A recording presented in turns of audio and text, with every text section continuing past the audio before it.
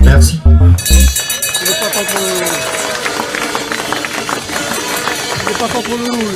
Bonjour, moi c'est Jean-Yves Poirot, j'habite dans les Vosges. Depuis 2011 où le loup est revenu chez nous, c'est plus de 150 bêtes qui sont passées sous les crocs. Si je suis venu aujourd'hui ici, c'est pour dire non à la proposition de M. Hulot pour le nouveau plan loup 2018-2023. Parce que ça c'est inacceptable pour nous. Si on veut que nos bêtes elles restent dans les bâtiments, qu'il n'y ait plus de bêtes sur les terrains, qu'on n'entretienne plus les territoires, et ben voilà la meilleure solution. Voilà, merci.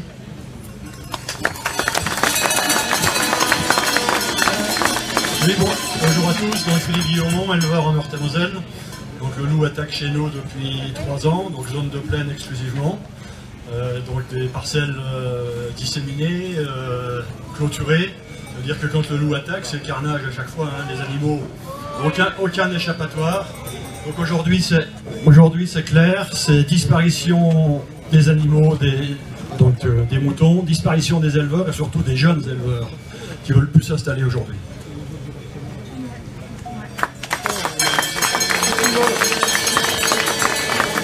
Il n'y a pas de GIA de Solfégeon? Eh bien, voilà. C'est ce qu'ils veulent. Oui, donc après la région Occitanie.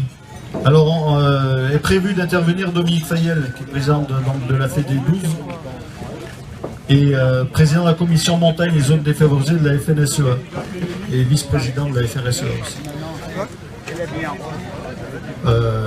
Est-ce qu'au niveau de cette région, il y a des représentants régionaux GIA? Allez, grande région Occitanie. La France est rattachée à la Savoie. Ouais. Allez, Germain, Lestry, tu as qu'à avancer à la tribune pour les GIA d'Occitanie. Il arrive, c'est bon. Donc, pour la région Occitanie, on fait partie, nous, des nouveaux convertis, entre guillemets. Ça fait 2 ans, 3 ans que c'est très sérieusement l'est de la région, c'est-à-dire la Lozère et le Gard dans un premier temps, puis nous, dans un deuxième temps, l'Aveyron avant été touché. Au début, il s'agissait que d'une présence sporadique, et puis évidemment, le même scénario qui s'est produit ailleurs, s'est produit aussi chez nous inévitablement. Cette année, nous avons eu des attaques quasiment quotidiennes, à la fois au printemps et pendant l'été. Récemment, un chercheur de l'INRA de Montpellier qualifiait les grands cosses de salle à manger idéale pour les loups. Et je pense, hélas, que sa définition n'est malheureusement pas fausse. Territoire relativement plat, assez dégagé, mais assez de buissons un peu partout pour pouvoir se planquer. C'est les conditions idéales pour la chasse, enfin, pour que le loup se livre à ses attaques. Et vous imaginez bien, en plus, avec la densité de brebis qu'il peut y avoir chez nous, rien qu'en Aveyron, c'est plus de 500 000 brebis, c'est 500 000 bovins. Donc là, il trouvera tous les 200 ou 300 mètres ce qu'il a besoin. Il n'a même pas besoin d'ouvrir le frigo. Donc on a été concerné dès ce printemps et par des attaques vraiment massives, récurrentes et quotidiennes. Et à partir de là, la vie des éleveurs a basculé, comme partout ailleurs, comme chez vous il y a 15 ans et comme ailleurs depuis. La région Occitanie, c'est aussi les Pyrénées. Alors même si on a vu le loup dans quelques départements comme l'Aude, les Pyrénées sont aussi concernés par l'ours et par les vautours. Donc la prédation est aussi dans cette région-là, et notamment dans le massif des Pyrénées, un sujet déjà ancien. Je pense à des départements comme l'Ariège, les Hautes-Pyrénées, mais aussi tous les départements de la chaîne ont été régulièrement, depuis une vingtaine d'années, complètement accablés par le problème de l'ours. C'est pas la même espèce, c'est exactement le même problème. Exactement le même problème. On est aujourd'hui dans une société urbaine qui a une vision complètement romantique du loup, Et plus les gens vivent dans un univers artificiel, plus ils vivent en ville, avec l'air conditionné, avec tout ce qu'il faut, l'internet et tout ça, plus ils ont de la nature une vision complètement erronée, alors que nous, qui vivons chaque jour au milieu au sein même des milieux naturels, on a une connaissance plus fine. Malheureusement, on peut comprendre qu'une partie de la société idéalise la vie sauvage. C'est à nous aussi d'expliquer, de porter le message comme on le fait aujourd'hui. Ce qui est moins compréhensible, c'est qu'on a affaire à une toute petite frange, ultra radicalisée, fanatisée, qui, ne vous y trompez pas, ne défend pas le loup. Elle combat l'élevage. Ils veulent combattre l'élevage et anéantir l'élevage. C'est les mêmes qu'on trouve dans les mouvements véganes et compagnie. Tout ça, c'est les mêmes sectes. Ce sont des sectes.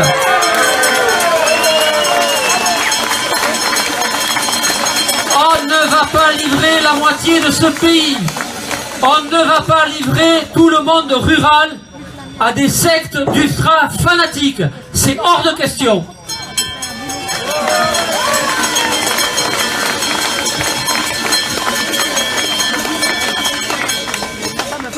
Bonjour à tous. Alors je ne sais pas trop qu'est-ce qu'on peut rajouter. Simplement, moi j'ai envie d'un peu appuyer sur la situation des jeunes. Comment vous voulez, sur une production comme la production ovine, où on sait très bien que dans les années à venir, il va nous manquer des centaines d'éleveurs. Comment vous voulez aller dans les lycées aujourd'hui et expliquer à un jeune qu'il y a de l'avenir dans la production ovine? C'est pas possible.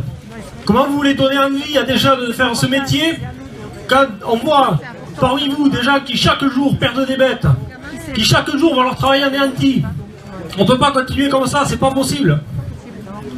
On vit quand même une époque hautement paradoxale. On nous propose tous les jours des nouvelles idées.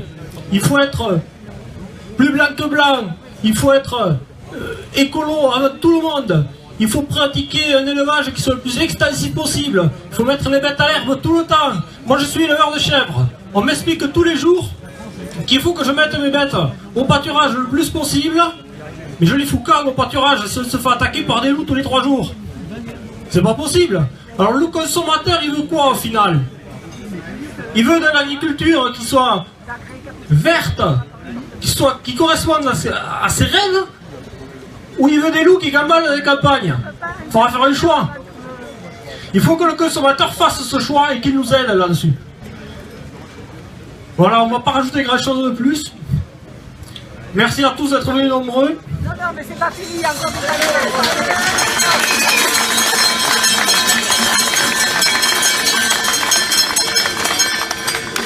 Alors maintenant, on va passer au département. On va commencer par l'Aveyron. On va demander à Mélanie Brunet de monter, s'il vous plaît, aussi. À toi. Donc François Jacobi, éleveur sur le Larzac en Aveyron, Larzac terre de révolte. Et Larzac.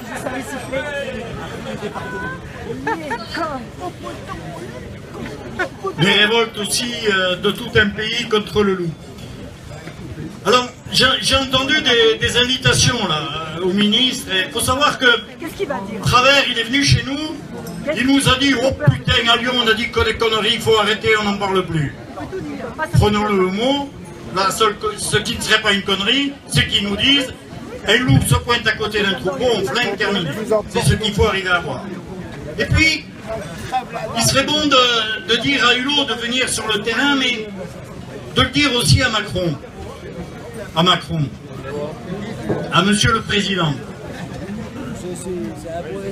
Et pourquoi est-ce que je dis ça? Parce qu'on a un président de la République qui nous a dit, et je vais me permettre de le paraphraser, et je le prends au mot, mais venez voir le bordel que c'est quand un loup attaque un troupeau. Venez vous rendre compte de ce que c'est. Il serait... Et c'est pas bien que j'emploie des vilains mots, mais si un président l'emploie, je peux me le permettre. Parce que c'est ça qui leur manque à ces gens dans les ministères. Comme vous pensez qu'on arrive à avoir des gens dans les ministères qui nous disent mais si sur le Larzac vous avez un problème avec vos brebis laitières lacones, ben, il n'y a qu'à mettre des mérinos. Mais là aussi je ne vais pas dire que c'est de la connerie quoi. Et on en est là aujourd'hui. Alors ayons tous conscience, et ça a été dit, et quand on passe après plusieurs personnes, mais de le redire, je dis qu'aujourd'hui, dans l'Aveyron, on a dit le loup dans les Alpes il y a 20 ans, et puis il est arrivé. Et puis on est la frontière ouest. Et j'aimerais bien qu'il n'y ait pas de nouvelles frontières plus à l'ouest. C'est-à-dire qu'on arrive à arrêter le loup. Et pour ça, il faut qu'on soit conscient, et il y a eu l'appel aux chasseurs tout à l'heure, conscient nous éleveurs, qui va être question maintenant. Nous sommes légitimes à dire, il faut tuer tout loup qui s'approche d'un troupeau. C'est la légitimité que nous avons aujourd'hui. Et je voudrais qu'un des messages de cette manifestation, c'est dire au préfet coordinateur, c'est dire au ministre, c'est dire au président de la République, aujourd'hui, nous sommes légitimes à le faire, nous allons organiser la légitimité, et si vous ne nous en donnez pas les moyens, nous allons le faire, c'est la seule solution que nous avons. Merci.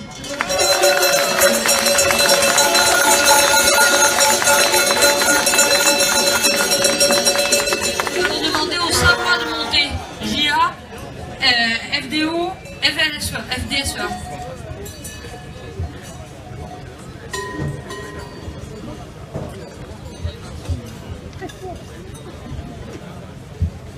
Bien, bonjour à toutes et à tous.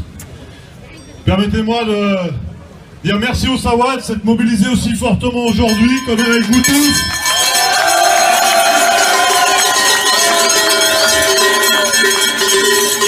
Malheureusement, les Savoie, si on est aussi mobilisés, c'est parce que c'est à la hauteur de la détresse des éleveurs et que on veut prouver aujourd'hui à nos gouvernants, à nos élus, qui veulent notre mort, qui veulent faire crever l'élevage de montagne, ben on ne mourira pas en silence, on ne se laissera pas faire. Ça fait 20 ans qu'on se bat, donc on compte encore se battre longtemps, ils n'auront pas d'autre peau comme ça. Parce que je veux retenir aussi, c'est qu'aujourd'hui on a beaucoup d'élus qui sont venus avec nous, on les remercie, et on compte aussi sur eux. Les éleveurs tout seuls, on n'y arrivera pas forcément. On a besoin aussi des élus locaux. Les élus locaux, ils sont avec nous, ils se mobilisent aussi. Et eux, il faut qu'ils pèsent sur nos députés, sur nos décideurs. On a parlé de Macron tout à l'heure. Il n'y a plus que lui, je pense, pour arbitrer un petit peu. Ou alors ça veut dire que c'est Hulot qui commande la France. Parce qu'aujourd'hui, on a l'impression que M. Hulot, il décrète quelque chose, tout le monde suit et plus personne n'ose dire le contraire. Il faut savoir qui c'est qui a été élu par le suffrage universel. Est-ce que c'est le président de la République ou est-ce que c'est Hulot qui a été nommé et qui n'a jamais été élu pour rien du tout?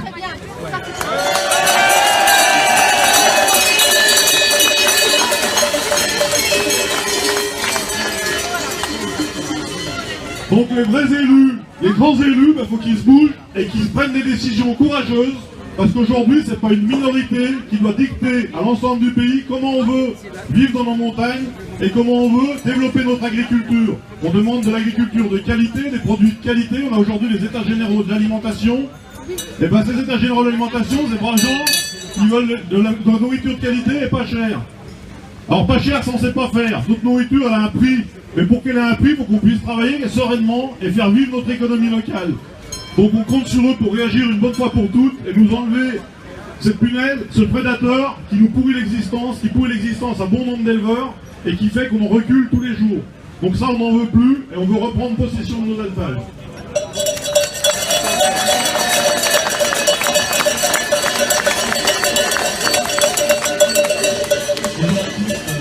Un grand merci à cette mobilisation. On va souligner aussi le fait qu'en Savoie, on n'est plus que des éleveurs ovins attaqués. Il y a quand même l'élevage bovin qui commence à être très concerné. Donc on va remercier les éleveurs bovins qui se sont déplacés quand même, parce que c'est... Voilà, faut le souligner. Faut savoir que la Savoie, c'est presque 400 attaques cette année, 1500 victimes, c'est pas fini. Il y a encore des éleveurs qui percent, qui espèrent pouvoir rester encore en montagne un petit moment. C'est pas facile pour eux, faut penser à eux. Moi j'ai 27 ans, je me suis installé il y a 5 ans, j'ai grandi avec le loup, enfin, j'ai vu mes parents se battre toute leur vie, je me bats, ça fait 4-5 ans que je suis installé, ça fait 5 ans que je me bats. Ma vision de la chose, c'est pas passer ma vie à me battre contre le loup, il faudra éradiquer cette prédation.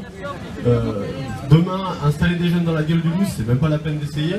Si on veut préserver une agriculture en montagne, ce sera sans loup, sinon c'est pas possible. Voilà, merci.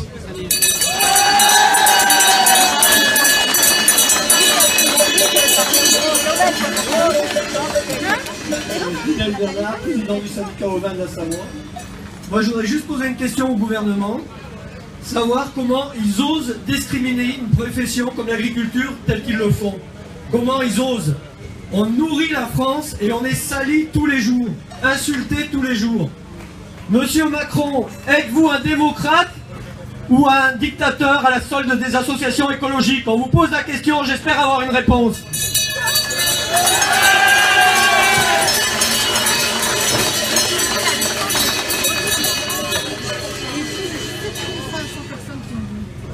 Donc on va donner la parole à la Lozère. Oui, bonjour à tous. Tichit Michael, président de section mobile Lozère. Je tiens d'abord à excuser Julien Tuffery, président des GIA, qui ne pouvait pas être là. Mais je remercie tout particulièrement tous les gens qui sont là, eux. De droite, de gauche, qu'importe leur parti, leur pays. Le loup n'a pas de patrie, lui. Le loup attaque tout le monde. On est tous concernés. Beaucoup ont pris la parole sur ce pupitre et on dit cette phrase que j'ai entendue souvent. Je ne suis pas concerné, mais je ne suis pas encore concerné. On est tous concernés. J'ai pas eu l'attaque, mais je suis concerné. C'est ça qu'il faut dire. J'ai pas eu l'attaque, mais je serai concerné. C'est ça qu'il faut dire. Bovin, ovin, équin, que sais-je, on est tous concernés. Moi j'ai été touché en 2004 à Lozère. Je tiens au passage à m'excuser au nom de toute la Lozère auprès de tous ceux qui ont été touchés depuis 92. Ce manque de solidarité qu'on a eu. Ce manque de solidarité qu'il y a encore. Combien d'hommes encore il faudrait qu'on soit de plus pour qu'on fasse changer les choses. Le plan loup. Un plan de merde, ouais. Moi j'ose le dire, un plan de merde. Un plan qu'on applique depuis combien de temps pour faire développer le loup? La fuite en avant, on nous fait appliquer des choses là. Pour développer le loup, pour que nos voisins soient touchés à leur tour. Pour que le loup colonise tout le territoire. Il y a longtemps qu'on a pris des décisions, des mesures, nous, pour défendre nos troupeaux sans avoir le droit, bien sûr. Mais c'est pas si simple. Et c'est pas parce que M. Hulot accorde cela. Vous pouvez l'accorder, M. Hulot, je vous le dis. N'ayez crainte. Le loup ne sera pas éradiqué du jour au lendemain. C'est bien plus difficile que ça. On aura besoin de votre aide. Quand vous ouvriez les yeux, il sera déjà peut-être trop tard. Nous, quand on tue un loup, si on en tue un, c'est qu'il y en a 10. Je pense que le problème est plus grave que ce que vous pensez et je pense qu'il est en train de vous échapper, messieurs les politiques. Hommes et femmes politiques, quand est-ce qu'un jour vous aurez les couilles pour prendre les bonnes décisions?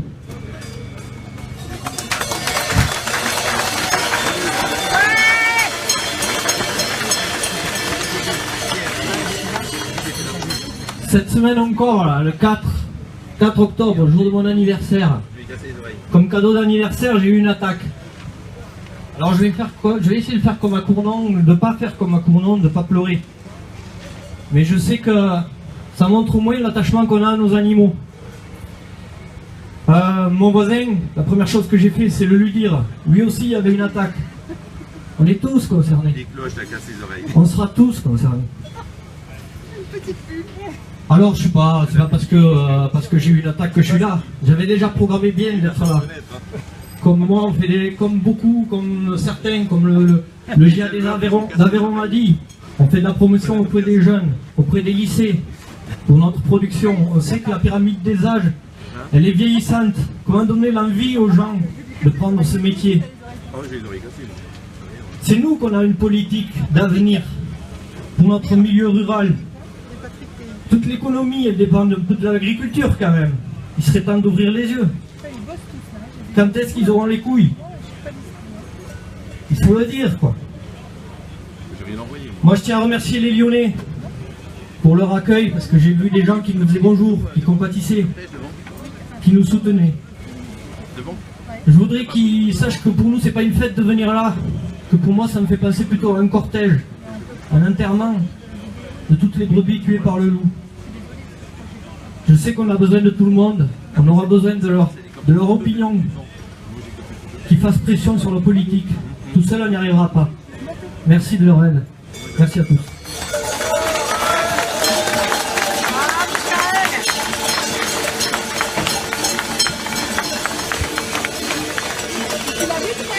Maintenant, on va faire le projet de secteur. On va appeler René Laurent, Édouard Pierre et Eric Motte pour les Hautes-Alpes.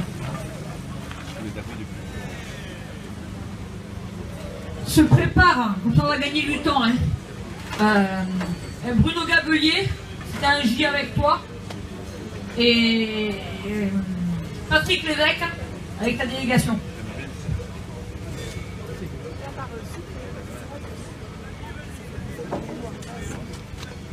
Pardon. C'est toi qui vas être en... Non, non, non. Venez.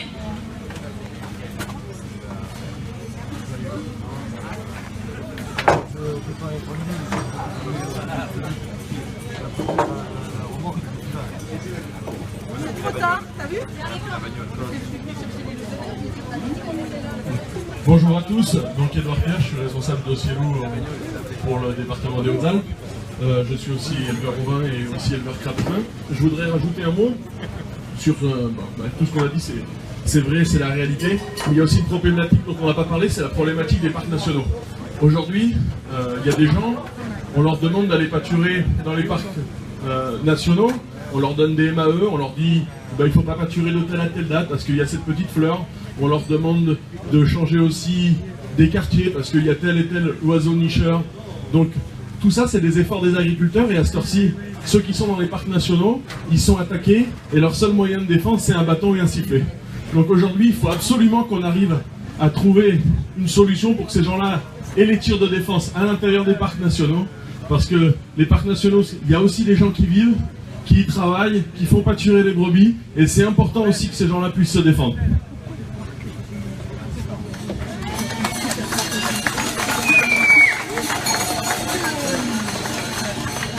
Toujours un peu sur le même sujet, il y a les mesures de protection, on sait qu'il y a le chien. Alors aujourd'hui, on nous parle de biodiversité. Quand on met des chiens, par exemple entre 3 et 4 par troupeau, quand ça mange 2 ou 3 chevreuils par semaine, quand ça mange des marmottes, quand ça mange des oiseaux, elle est où la biodiversité? Il est où l'intérêt des chiens de protection? Alors, on ne veut pas tirer un loup, mais à côté de ça, on détruit toute la faune sauvage. Voilà.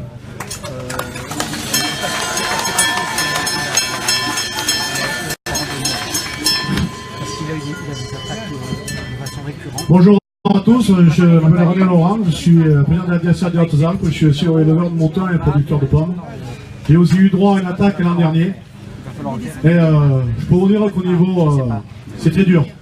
C'est très dur quand le berger nous appelle à 9h du soir en disant il y a une brebis morte alors que c'était un secteur qui n'était jamais attaqué. Il faut dire que ça fait mal au ventre quand on trouve de brebis égorgées qui sont en train de respirer par la gorge.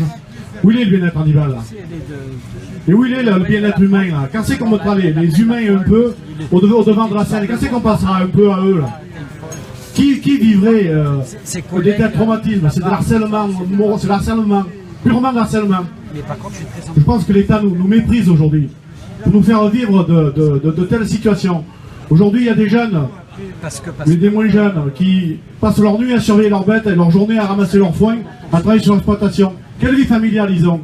Quel fonctionnaire accepterait une telle vie? C'est plus 35 heures, c'est 70 heures, peut-être plus des fois. D'ailleurs, toujours, on a rencontré le porte-parole du gouvernement. On lui a dit tout ça. Parce qu'au début, il nous parlait un peu d'un ton élevé en disant que bon, le loup, il fallait qu'il ait une place. On lui a expliqué tout ça, comment les gens qui se sont exprimés, ils avaient tous des larmes aux yeux, ils étaient tous très énervés, ils n'en peuvent plus de passer des nuits à surveiller leurs bêtes. Certains éleveurs ont perdu 400 brebis sur 2000, où c'est qu'on voit ça? Mais qui accepterait un tel carnage? Qui accepterait qu'on mette à mal une telle économie? ça devient insupportable. Moi je pense qu'une chose, c'est quand Nicolas Hulot est arrivé au gouvernement, moi je peux dire que j'ai attrapé des boutons ce jour-là. C'est la chose que je regrette, que j'avais le plus peur. Et aujourd'hui Nicolas Hulot, il pilote le ministre de l'Environnement, mais celui de l'Agriculture. Et moi j'ai peur que le loup, mais ils sont souvent sous la table en échange de quoi? Peut-être de nucléaire, peut-être de l'aéroport Notre-Dame-des-Landes. On sacrifiera les éleveurs pour certains dossiers comme ça, pour faire plaisir à M. Hulot, parce que pour un gouvernement, il y a combien de gouvernements qui ont rêvé d'avoir Nicolas Hulot avec eux? Tous. Celui-là il est arrivé, eh ben, il va faire des concessions pour lui faire plaisir. Je ne m'inquiète pas. Franchement, j'en ai marre, moi, avec des gens avec qui nous gouvernent en ce moment. Je le répète, ils nous méprisent, ils nous détestent. Merci.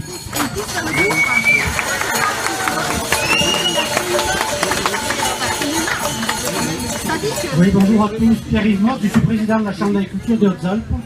Je suis le représentant des chambres d'agriculture au groupe national Loup et je suis très heureux d'être là avec vous pour vous exprimer tout simplement que les chambres d'agriculture sont, oui, de tout cœur avec vous et ont besoin de vous, ont besoin de manifestations comme celle d'aujourd'hui pour pouvoir s'exprimer et pour pouvoir soutenir le monde de l'élevage face à un gouvernement qui nous délaisse et qui nous abandonne. On a besoin de toutes ces forces vives qui accompagnent l'élevage, l'agriculture, tout ce qui représente la force et le dynamisme de nos montagnes. Simplement, aujourd'hui, dans le cadre du nouveau plan loup, on a voulu renverser un peu la vapeur par rapport à ce qu'il était auparavant. J'ai bien entendu l'expression du représentant de la fédération de la Lozère qui disait que le plan loup était nul. Il a raison. Il est complètement nul ce plan loup parce qu'il est là pour défendre le loup. Et ce que nous voulons maintenant, c'est inverser les choses. C'est avoir un vrai plan de défense de l'agriculture, du pastoralisme face à la présence du loup. Et c'est grâce à une manifestation comme ça, comme celle que l'on a aujourd'hui, qu'on arrivera à inverser les choses. Merci et bon courage à tous. On est avec vous.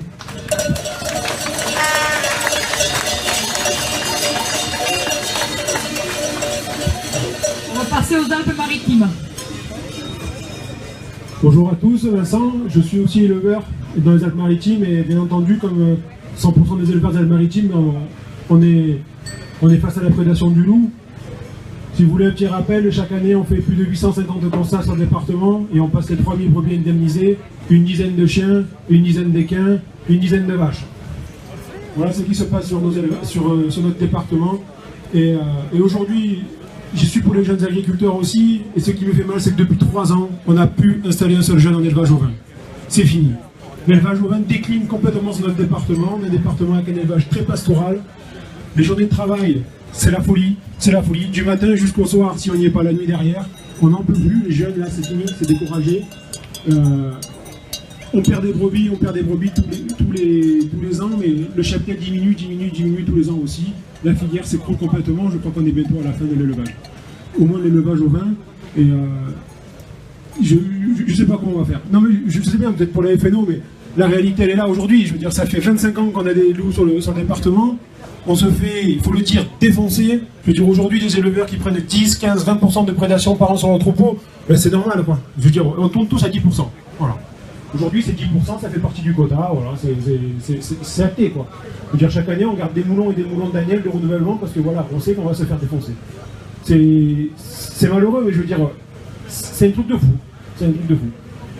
Et aujourd'hui, c'était pour revenir aussi par rapport à ce qu'a dit le président de la Lozère, c'est qu'il faut qu'on soit tous unis parce que il ne faut pas que chaque département tire dans son sens. Je veux dire, nous, quand on voit des Alpes-Maritimes de Nice, quand on est à la préfecture, on s'entend bien avec notre préfecture. Ça n'a pas été toujours le cas. Je vous avoue, il y a 20 ans, c'était chaud, très chaud. Et aujourd'hui, ils ont pris conscience du réel problème.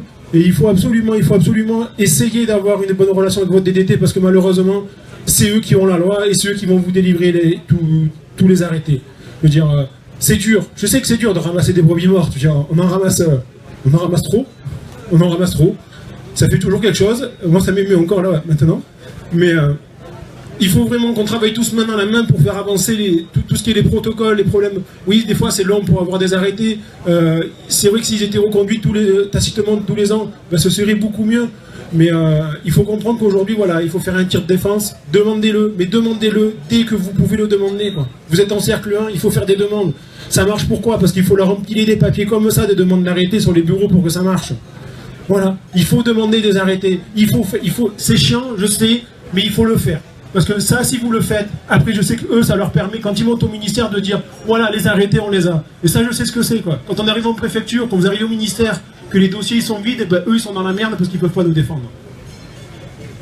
Ça, c'est une réalité. Faites ces putains de dossiers. Je sais, c'est chiant, mais il faut les faire, parce que ça peut-être que ça vous arrange à pas grand-chose, mais au niveau national, ça fait avancer les choses.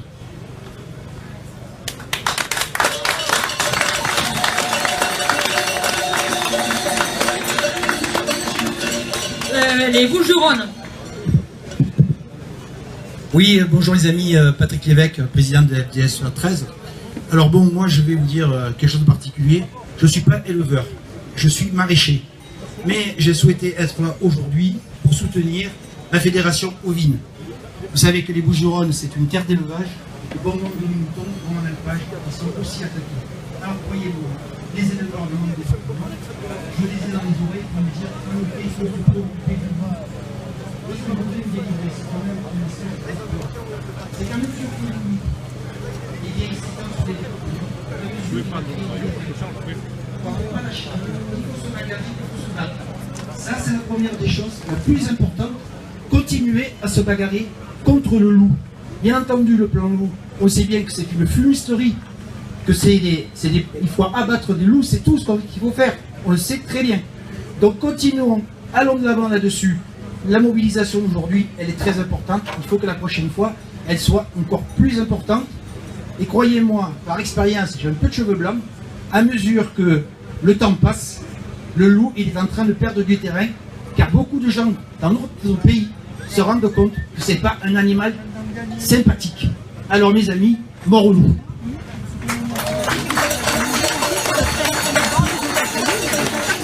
Merci de ces interventions.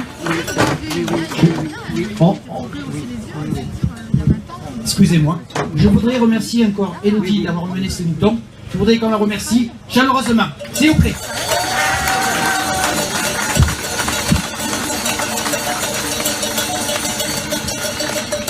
On va passer à la Drôme là. Merci pour ces témoignages. À la Drôme avec Didier Bénet. S'il est accompagné, il peut venir. Hein. Enfin, il peut venir à deux. Et l'Isère se prépare. L'Isère qui s'exgène Pascal de Noli. Et Sébastien Poncet, non?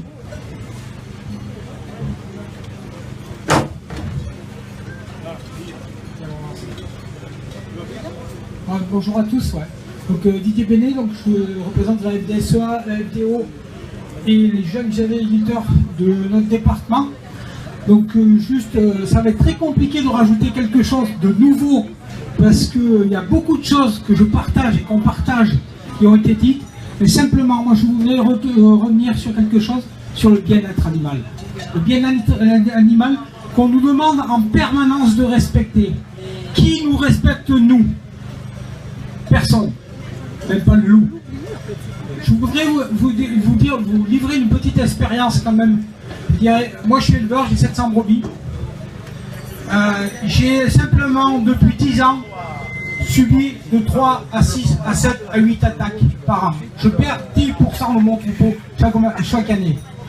Je dirais aujourd'hui nous on n'est pas en haute montagne comme certains avec des jolis alpages, on est en montagne intermédiaire. Je dirais c'est pas la nuit qu'on perd les brebis, c'est la journée. La journée, parce que la nuit, bien sûr, on a fait comme les collègues, on a parqué nos brebis et on dort avec nos brebis. Sans cabane, je dirais qu'il pleuve, qu'il neige, qu'il vente, je dirais qu'il fasse des orages, on est avec les brebis. Je dirais, sans cabane, je dirais la belle étoile. Qui veut vivre ça? Il n'y a que nous les éleveurs. Donc la nuit on a résolu le problème, et la journée, nos bêtes il faut bien qu'on les laisse manger quand même. Ben oui, un peu de sous-bois, et bien sûr. Et t'es devant le troupeau, t'as des chiens, et ça sert à bientôt à plus rien, on se fait croquer la même chose. Donc je vous dis, Le bien-être animal, là, il est où? Le bien-être animal, les bergers, ils sont considérés comme quoi? Les éleveurs, ils sont considérés comment? Je dirais aujourd'hui, on a aussi une famille, on a aussi des enfants qu'on ne voit plus. Pourquoi? Parce qu'on est 24 heures sur 24 avec nos bêtes. Vous croyez que ça, c'est pas quelque chose que... Qui veut vivre ça à part des éleveurs? Donc moi je ne vais pas rajouter plus parce que nos collègues ont déjà dit beaucoup de choses que je partage à 100%. Par contre, je dirais, faites que pour nous, le loup disparaisse de nos alpages.